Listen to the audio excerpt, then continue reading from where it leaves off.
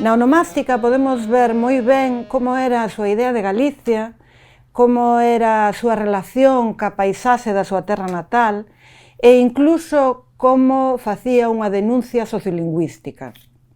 Galicia é infinda, titulou Florencio Delgado un dos seus poemarios. E con ese título non podemos evitar recordar as palabras de Vicente Risco. Ti dis, Galicia é ben pequena. Eu dígoche, Galicia é un mundo. Se o teu pensar se detén na codea das cousas, non digas tampouco Galicia é ben pequena. Es ti quen de xamais poderás concebir nada tan grande. Risco referíase a unha visión acomplexada do noso país e o que quería decir Florencio non se refería a isto, sino que se refería á inmensidade de Galicia na emigración. Nosa Galicia é máis que toda a terra. Galicia só limita coa saudade, elástica fronteira que serve para o tempo e para o espazo.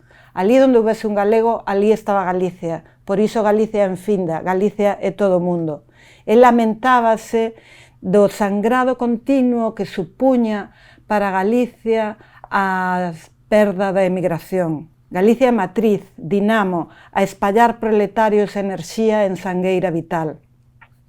E xa nesa época, polos anos 70, denunciaba o papel pasivo que, segundo el, había no país.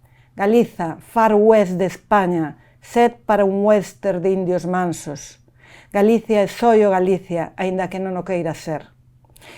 El foi un dos primeiros en darse conta de maneira consciente do valor identitario da toponimia e, de feito, el utilizou a maior parte dos seus pseudónimos botando man dos nomes do país.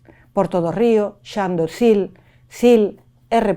Miño, e satirizou xa en 1931 a castelanización forzosa dos apelidos.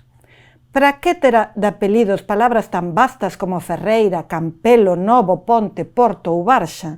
Non é mellor Campito, Herrera, Nuevo, Puente, Puerto, Barja? Non é mellor apellidarnos como en tierras castejanas?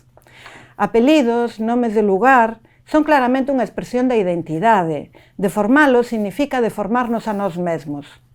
Hai xentes capaces, e cousa de rir, de ao pobo do Córgomo, cuérgamo dicir.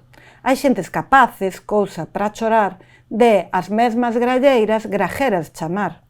Que Deus lles perdoe a feble cultura aos que esmendrellaron a nomenclatura, traducindo os belos nomes de Valdeorras ao feo castrapo, da linguaxe ás borras. Xentes valdeorresas, voltade a eufonía dos nomes antergos, barril fidalguía, que na nosa fala definen xebreza, de lene dozura, de grexia nobreza, do noso Valdeorras ben querido lar, os povos e vilas volvamos nomear.